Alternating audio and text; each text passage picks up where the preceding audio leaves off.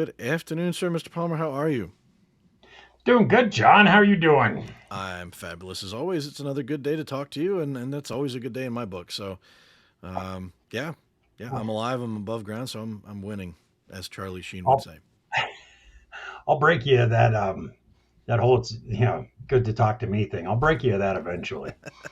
Eventually, it hasn't happened yet, so I'm doubting it'll happen. But anyways, it's nice to see we're both dressing up a little bit more. You've got the hat Yeah, on, and so we're yeah. repping the brand. I love it. Um, Well, I didn't get a chance to cut my hair this weekend, so it's now a disaster. It's beyond disaster. yeah, So I didn't cut my hair yeah. this weekend either. True story. I mean, not that you could tell, but I really didn't. Um, so before we go too far off the rails, what's going on, man? Yeah. So top ten time again. Again? We still have more of Again, those? we still have. I think we got three more. So we're now squarely into May. I just double checked. It's May. Um, so yeah, we got three more. So let's go ahead and knock one of those out. I like that. And because we got to finish the 10 things you know need to know about Wi-Fi and move on to the next series. So Yeah, which is a little teaser, but we actually have had some ideas cooked up, so we gotta finish this so we can get to those. but there are ideas. So they're not exactly great yet. So Yeah. And we've had some feedback from recent episodes, so we've got some other ideas that are oh are yeah, ruminating. We actually got some good feedback from last episode, uh, and including an email that wasn't spam. So and yay. then we promptly did not reply to it. So Well, uh, we've got to process it, and we can't seem too desperate. So, anyways, top 10 time again. So we're on number 8, which is yeah, so awesome. the 10 things you need to know about Wi-Fi, or at least the 10 things that we came up with. Um, so let's see. Here we are. Um, let's run through our the seven that we've covered. In case you're joining us late, I really suggest you go back and watch some of these because they do tie together. The client's always in charge. More is not always better. What are the requirements? It all starts with a good design. Default isn't always the best. Trust but verify. And then the last time we were in this series, we were talking about security is great until the client doesn't support it, which was fun because last week I got an email, no, it was a message from somebody, and they were asking about security and clients supporting security and everything. So very apropos topics. But today, for number 8, we're going to go with it's not always about the speed. So I'm let's get into this because this is I personally I've been looking forward to this one for a while now, because this is one of John's triggering things. So basically, I'm just going to trigger John and say, it actually is kind of about the speed, and then I go 3, 2, It depends. and I, then I'm John goes, I and I laugh because I've talked about this. I've done some client presentations over the last probably month or so, and this has been a hot topic. Everybody wants to talk about the speed, and we've talked about. I believe we've mentioned it before. It's certainly been talked about in the wireless community.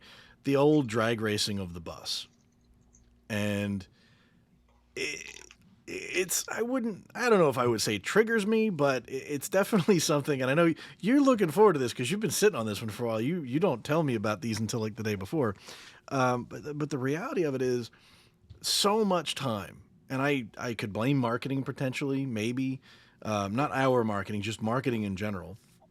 Because everybody goes to the big box stores and they look at the boxes of the home Wi-Fi and they're like, but it tells me I'm going to get like 9.6 gigabits per second, and I don't get that. And the first part I go back to, and this is something I learned.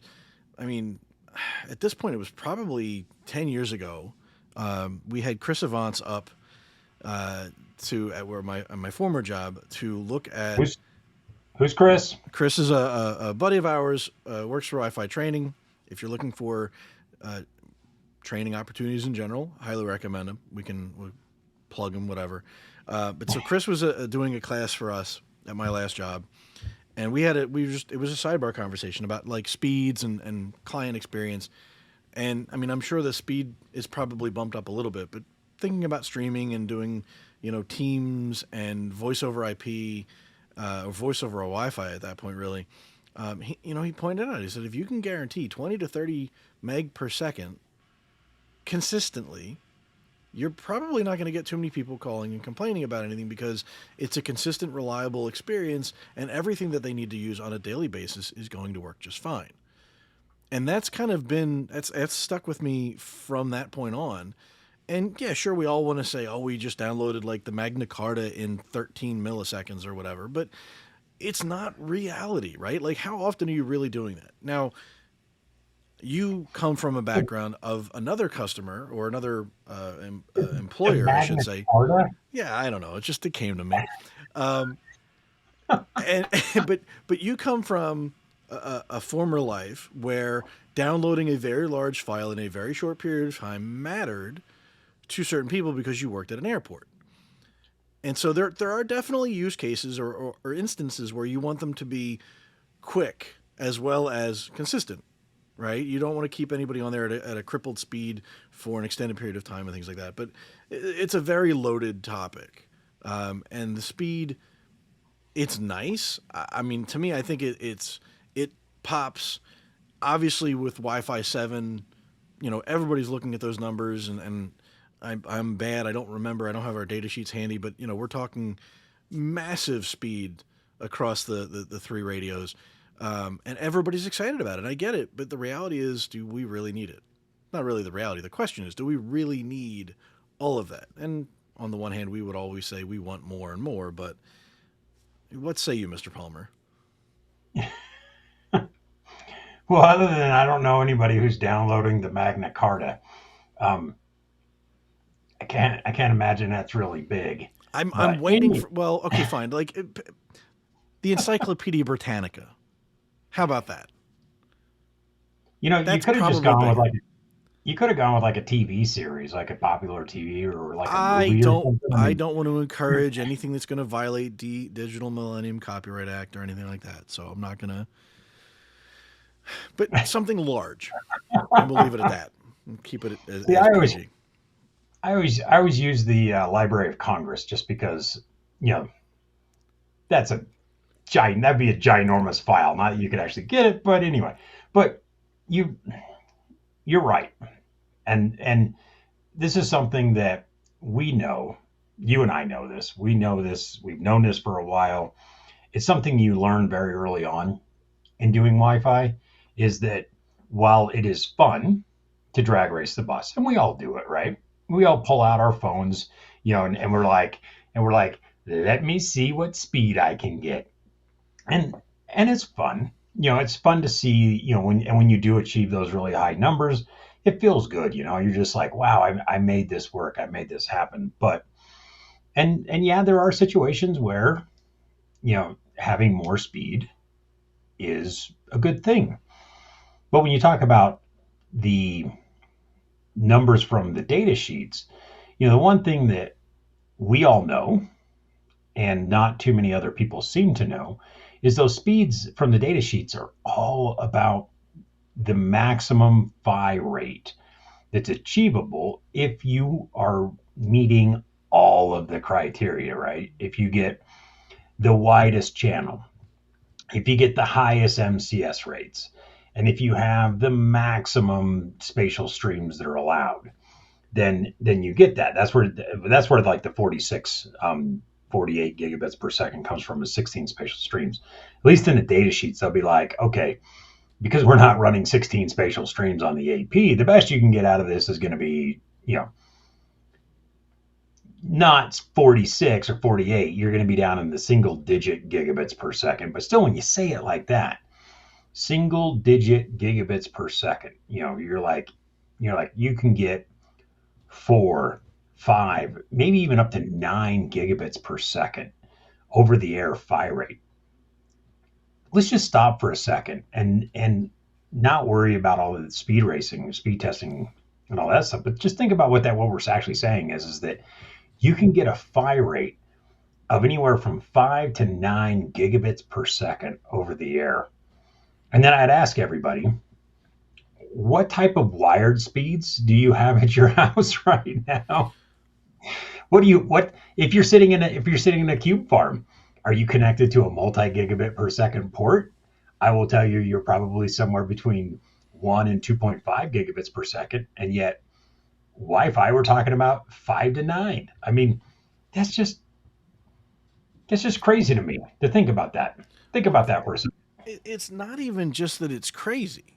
It's getting to the point of, I don't want to say it's lunacy. I don't want to say it's preposterous. I don't want to throw out some big, crazy words. But the reality is, you hit the nail on the head, right? There's always going to be a bottleneck in anybody's network, whether you're at home or the office. We've talked about this before, and I'm sure this is probably part of it played into why we're talking about it today.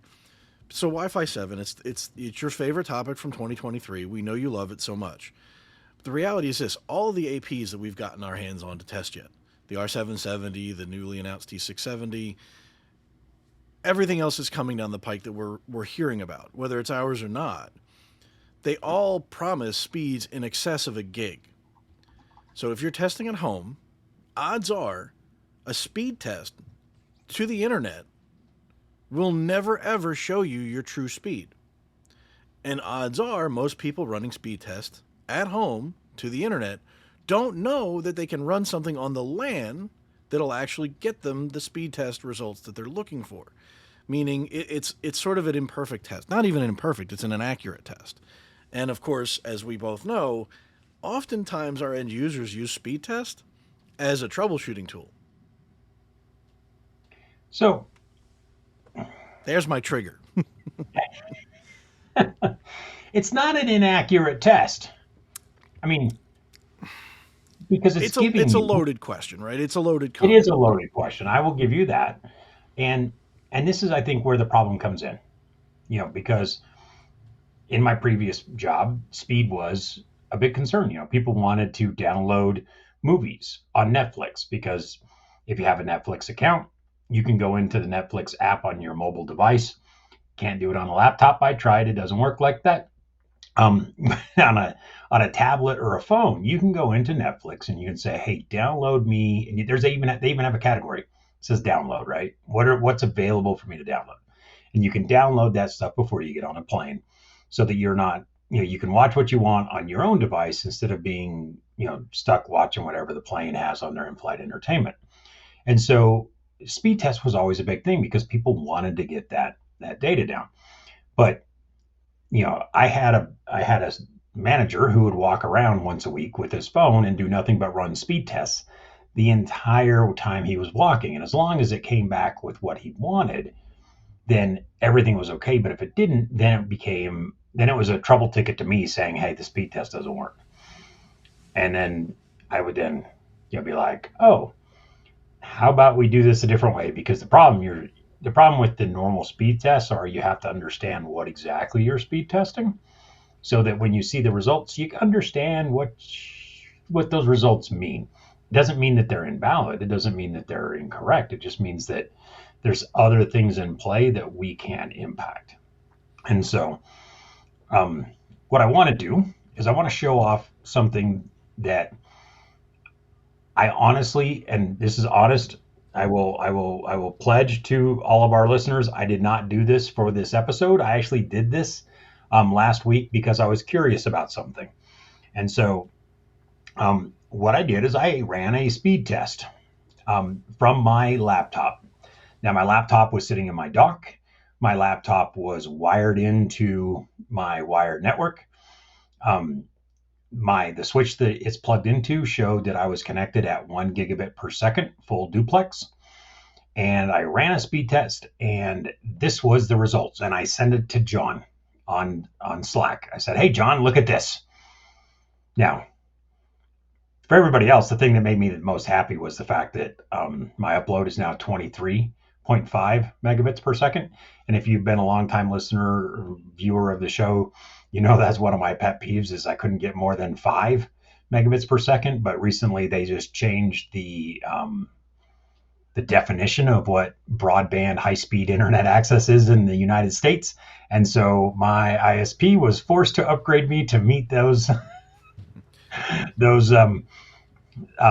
requirements. So thank you, FCC, everybody who got me faster upload speeds. You're cooking like it's 2010. Look, Beggars can't be choosers. Look, I will tell you 100%. I do not need that type of download. I guarantee you I don't need it. But again, that goes into the marketing of it. Like I have no problem. We've hit on marketing before. You were fine with very few exceptions with your previous upload and download. Users almost always need download, right? The upload, most people don't upload a lot. Some power users do. Now, I don't want to say like not a lot, but you're downloading more, you're consuming more, you're streaming, you're pulling down Netflix or YouTube or whatever. You're doing a lot more download than upload typically. That's part of the reason why they do what they do.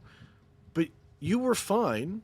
I mean, I know you would have liked more, but we've done the podcast over Wi-Fi on your substandard connection until you got upgraded, and had no issues until we got into the one application that we used before this current iteration that you couldn't upload fast enough or you couldn't upload well enough.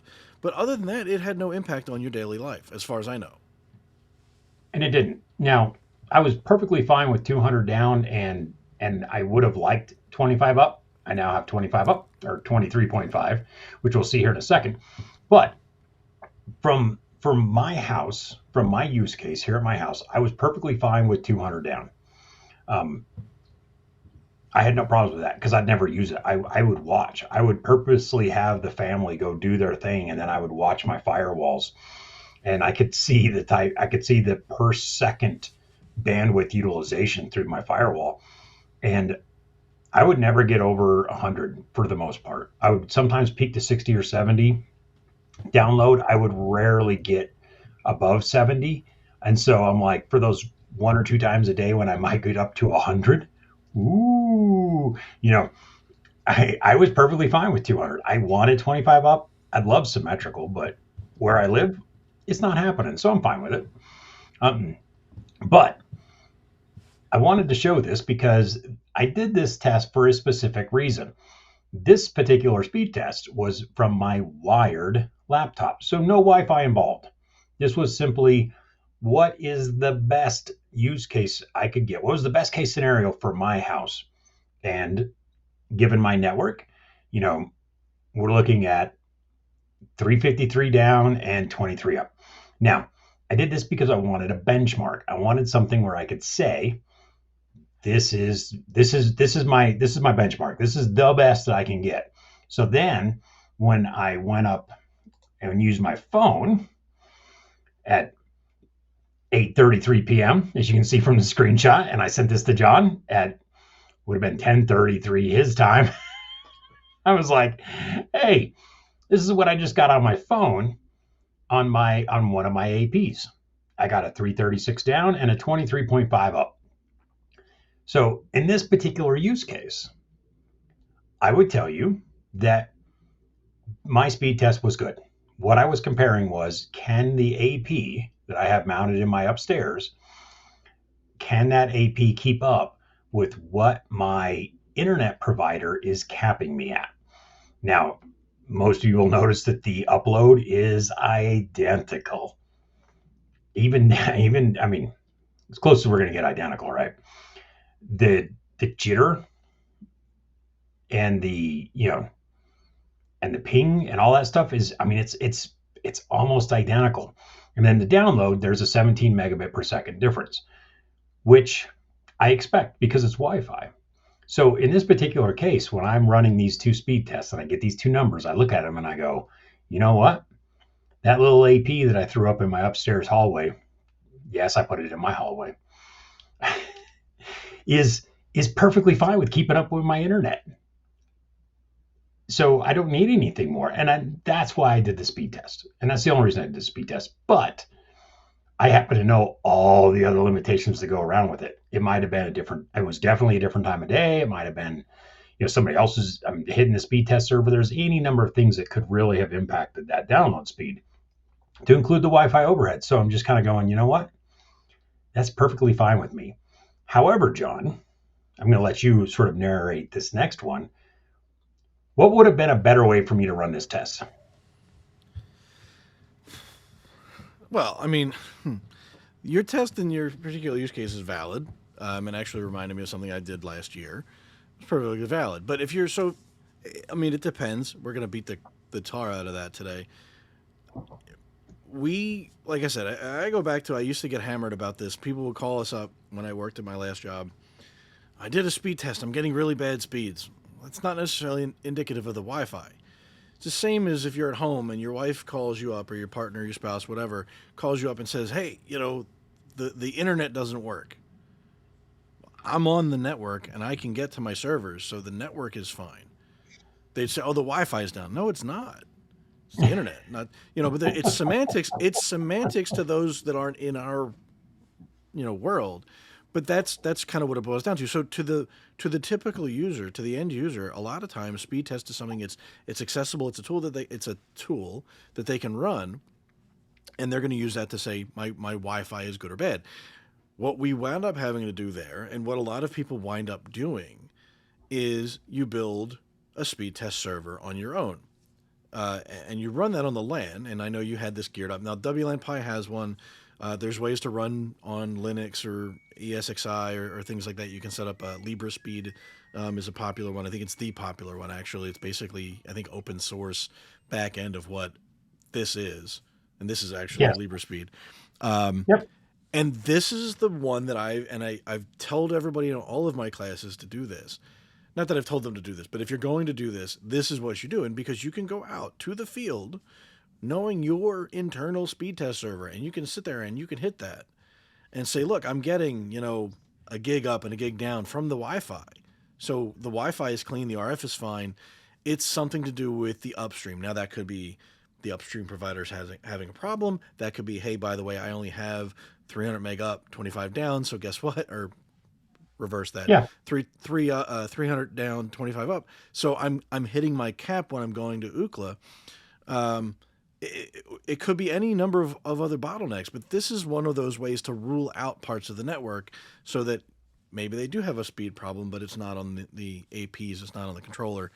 And so I'm a big fan of these, and I've suggested this to a lot of different classes I've had over the years. And ultimately, back to the Wi-Fi 7 point, because again, your favorite topic, this is now more important than ever because, again, typical home users do not have more than a gig.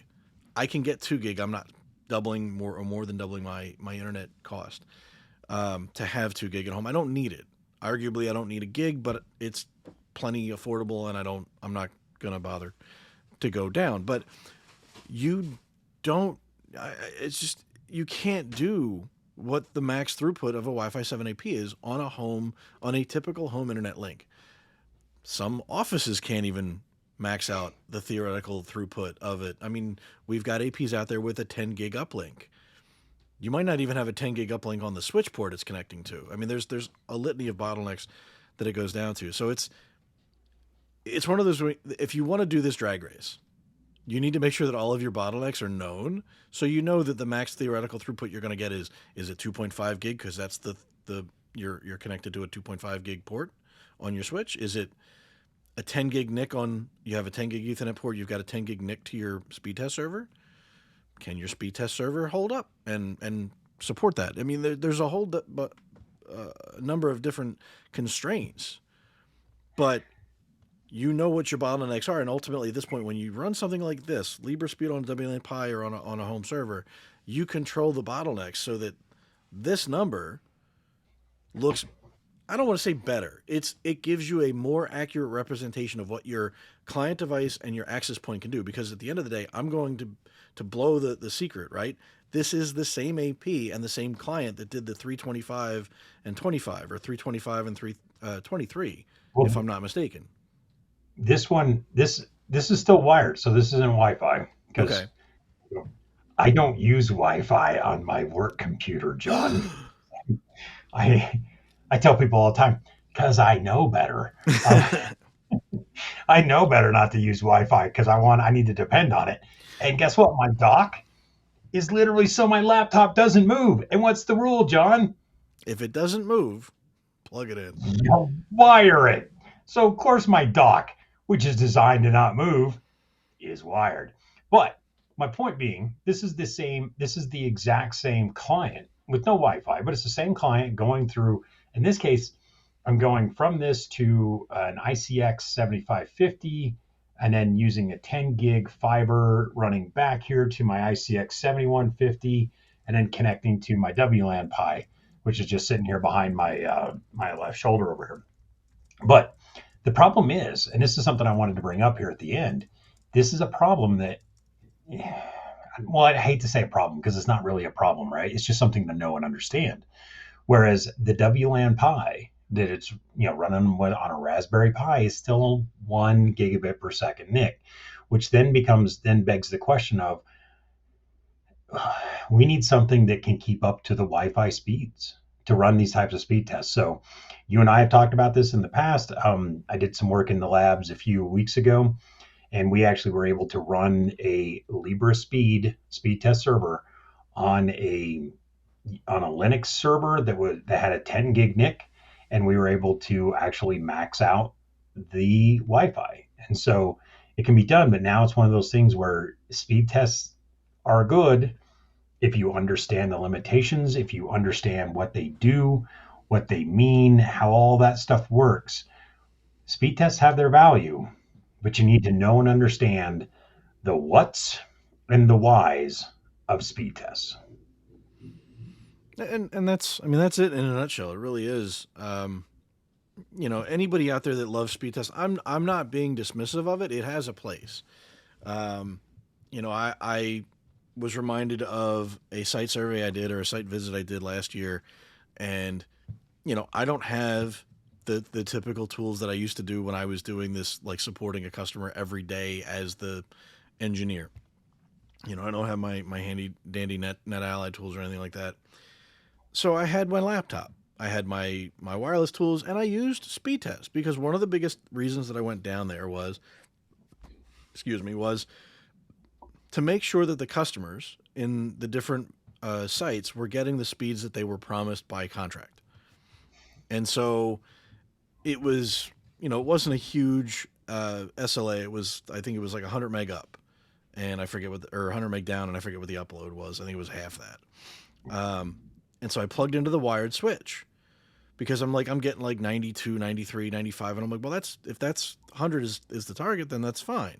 But let's plug into the switch, as you did with your example, and let's see what I'm getting on the wired side.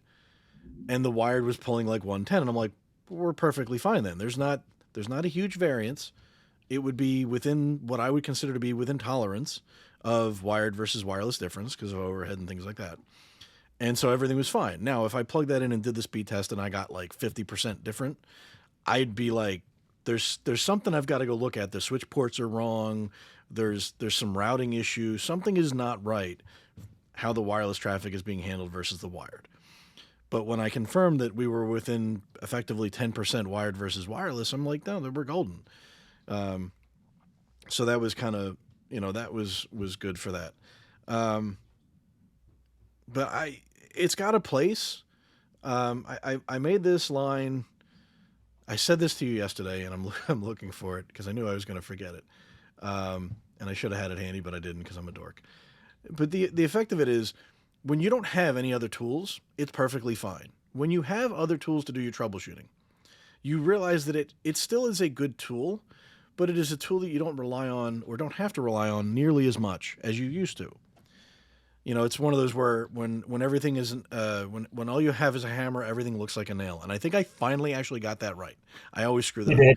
And so that's how speed test is for a lot of people, because the typical end user, 95% of our people that we deal with on a daily basis when we're in IT don't have the tools and the knowledge that we do.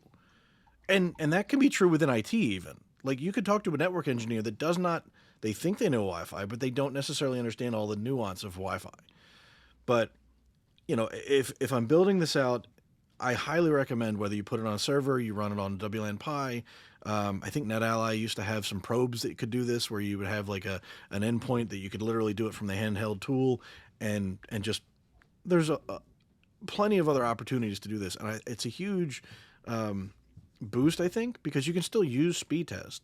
You can even give it to your end users and be like, hey, do me a favor before I walk out your desk, hit this IP address. It's an internal speed test server. Let's see what you're getting, because then I know before I even go out to check it what my issue might be. Are they getting really good speeds on the local area network? Okay, then I have a WAN issue, maybe. But then I look at the site and, well, the site only has a 300 meg link, so if they're telling me they're getting 300 meg down, then they're not going to get any better than that when they're hitting speedtest.net. So it's important to understand that. But to circle back on this, it's not all about the speed. I had this conversation with a customer about a week and a half ago. They want, for marketing reasons, everybody wants to sell like the gig speeds or gigabit plus, and now with Wi-Fi 7, it's only going to get worse, or not worse, but it's only going to get higher numbers, right? But the reality is, if you can build a network that's clean, that's reliable, that can consistently deliver that performance every day, 99 times out of 100, I'm getting the same exact performance. I'm not turning off my Wi-Fi to use cellular, for example, if I'm at a public Wi-Fi network or something like that. And that's what I think a lot of people really need.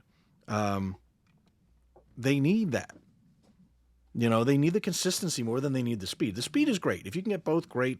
I'm not going to complain about it. I'm not going to crucify you. But that's where I'm at. Give me consistently good performance over speed, and I'll take that every day of the week. The last thing I'll tell you, and you kind of said it, and I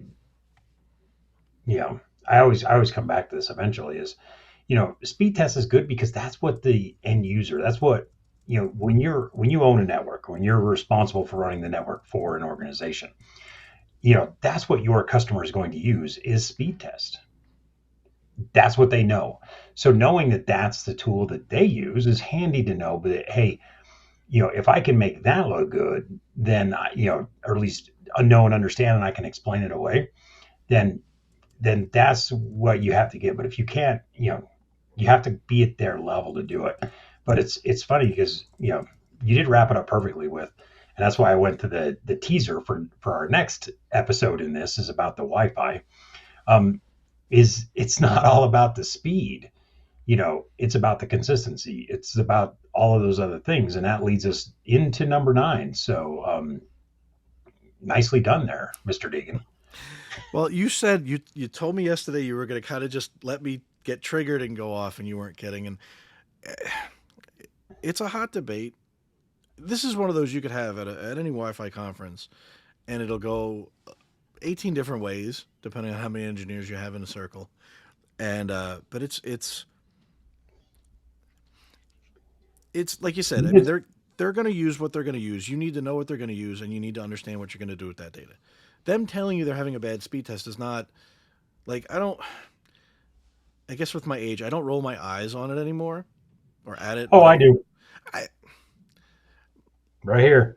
I roll my eyes.